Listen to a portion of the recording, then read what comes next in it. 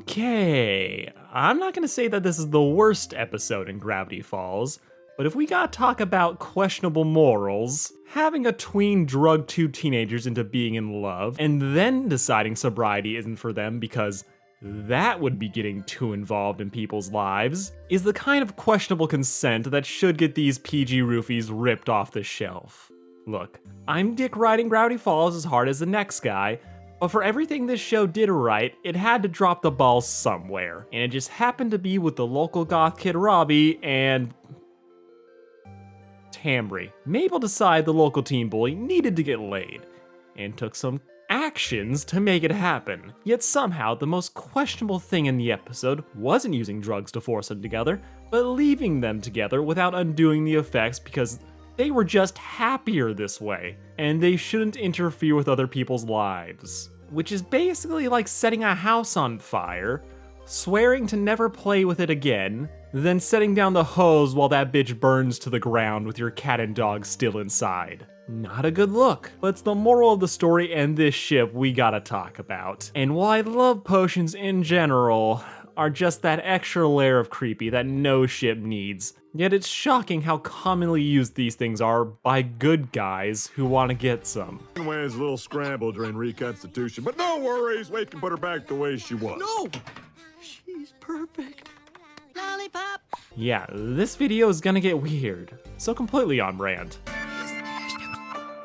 Now, Gravity Falls is one of those shows that gets put up on a pedestal for all the right reasons. It almost single-handedly revitalized interest in the Disney animation block, launched the careers of everyone involved, combining episodic with long-running mysteries before dropping the mic in season 2, going out on a banger. Add in the fact that the show contained a plethora of hidden codes and messages, or that one time Alex Hirsch faked his own leak, it should come as no surprise that not only was the show good, it was a gold mine for online discussion, as everyone had a take or a theory about who was behind the journals and whatever nonsense was scribbled in the margins. It was a show that was pretty much designed to be talked about, and man did people talk. But in spite of the animated Twin Peaks parody being great on its own, it was the cast that really carried the show. From Ida's ex-husband Grunkle Stan to the human Zeus, that older cartoon crush Wendy, a future cryptid podcaster Dipper Pines, and the future harem queen Mabel. But unfortunately, this isn't a video about the boys obsessing over older women. No, we're talking about the afterthought of what to do with the guys that got dumped. As one of the many running plots of the story is Dipper, in spite of sounding like a guy with 2 kids and a mortgage, is actually supposed to be 12 years old, and in a bitter rivalry with 16-year-old bully Robbie Valentino for the cashier girl who is way too good for either of them. Wendy does date Robbie,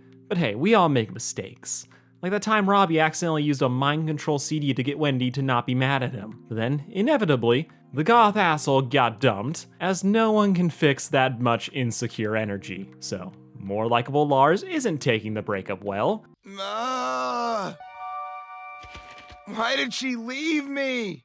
The Dippin' Twats have replaced him in the teen hierarchy, but Mabel, being an aficionado of all things love, has decided she can't leave a broken heart unshipped, taking upon herself to get him a lady who's shallow enough to deal with him, and she considers everybody. Yes, I do mean everybody, ultimately deciding that what Robbie needs is a date the other girl in the friend group, because that always ends well. The clearly not in high school yet tween decides that this is really the answer to everyone's problems, setting the two up on a date and shocking everybody, it goes terribly. Status update. On blind date with sociopath. Oh sure, bring out the phone. Classic timbres. Not ready to let her OTP of the week die, she steals a love potion from a love god, just go with it, roofies their fries, and it's all over. Hey, you wouldn't want to maybe get out of here and, I don't know, go kiss in public a lot? For some reason, I do.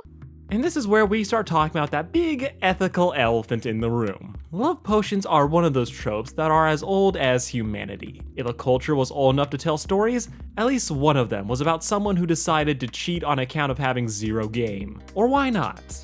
Because making your wife fall in love with an ass was just peak comedy to Shakespeare. Or you had Cupid keeping things simple when he shot people with arrows. Because not everything comes in edibles. Looking back, I'm pretty sure almost every show in my childhood had at least one love potion episode. It was just a very common trope, with pretty much all of them getting played for comedy. Because yeah, Taking a character and making them love what they hate, or just being so over the top with it, that could be peak comedy, as it's often unintentional and karma is just punishing them for it. Like in 2011's Thundercats, Lino was trying to get with Pumaira and ends up accidentally drugging his brother instead. Because if it looks like an anime, they might as well have incest. Which is ultimately the key in how love potions tend to work.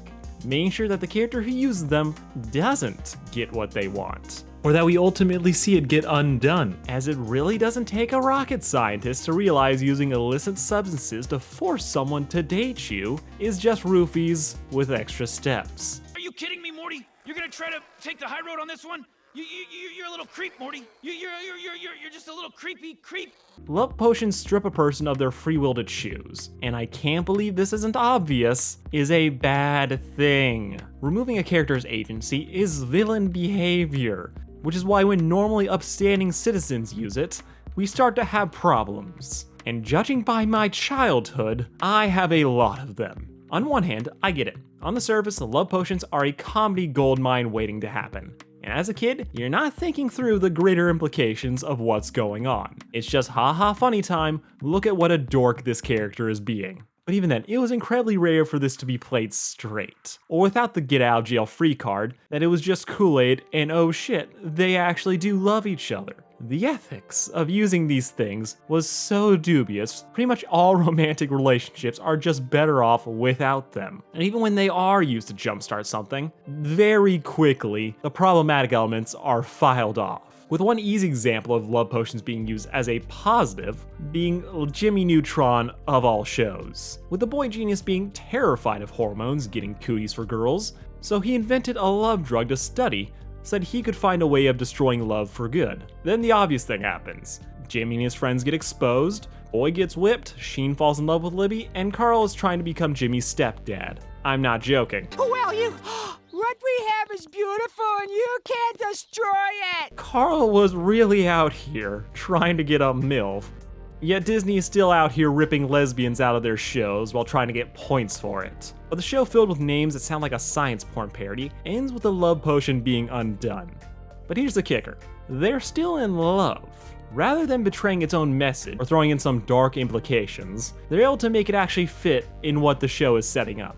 As the episode starts with the teacher basically threatening Jimmy with puberty and being interested in women, and ends with Jimmy being interested in girls, and rather than forcing him to be in love, the idea we're left with is that the potion let the hormone genie out of the bottle early, reflecting something most people go through where interest is sparked and you really can't stop it. And yes, Carl is still trying to fuck Jimmy's mom. The boys crushing on their friend's mom isn't even that uncommon, and she ain't interested, so it isn't a problem. Unlike what we have in Gravity Falls, which it's a situation where the story knows what it did is wrong, has a moral about why they shouldn't have done it, but then it ends without unfucking the situation they caused. See, Mabel realizes her mistake, grabbing a potion that will undo the effects of the previous one. But when Robbie says he's finally happy, the kids just walk away. Or maybe we shouldn't do this.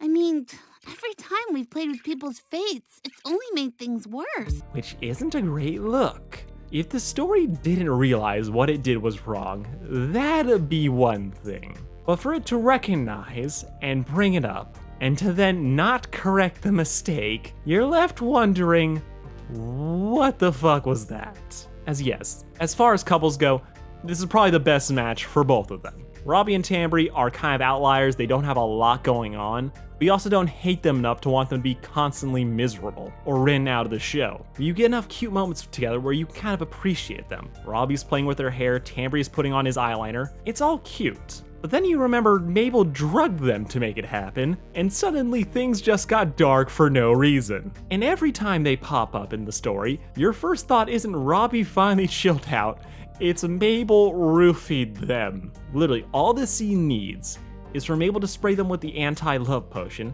have them be mad at her, well then have them just go back to doing couple shit. Reveal that the potion was a dud, it was neutralized by the fries, or just have them chug hippie juice and that they threw it up earlier. That's literally the only thing this couple needs to work for this episode to not feel creepy. And even the people behind the show realize they may have made a mistake, or they need to clarify this situation.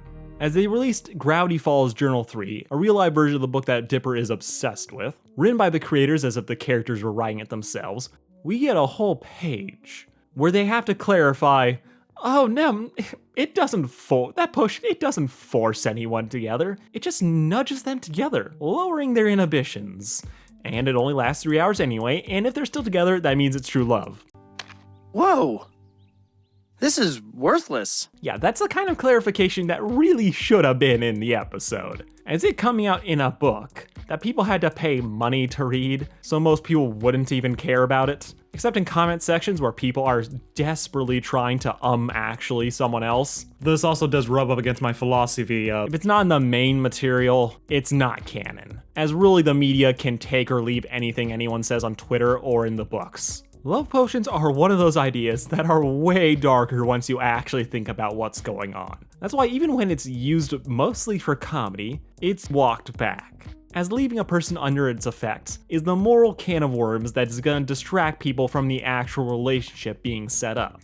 Putting the goth kid and the phone head together was an inspired choice. I think that's the right call here. But having the moral of the story be, we shouldn't interfere with someone else's life, after already interfering, so them not unfucking the mess that they created, is just a head scratcher. It's like, what is going on here? Even for someone like me, who can forgive a lot of problematic elements that the writers clearly didn't intend or just never brought up again. See Marco being mentally 30, which Starverse just really couldn't decide if he remembers or doesn't. But even this was too much for me. Robbie x Tambry got drugged into being a couple with a love potion, and the show really wants to treat them being happy as a result as a good thing, as it was worth it and we shouldn't really question Mabel on this, before ultimately realizing they kinda screwed up and trying to write a loophole into a book most people were never gonna read. This taints the couple, breaks the moral of the story it was trying to tell, and just goes to show why you have to be careful when using stories that involve love potions. Even if people like what you gave them,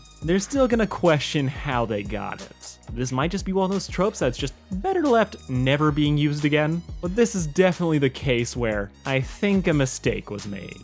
I love the couple, love the show. This moment though is just a no for me. Thank y'all for watching. This has been Sarcastic Chorus. Algorithm has been beating my ass recently, so like, share, and subscribe to make sure I get out of this hell. Love you all. Peace out.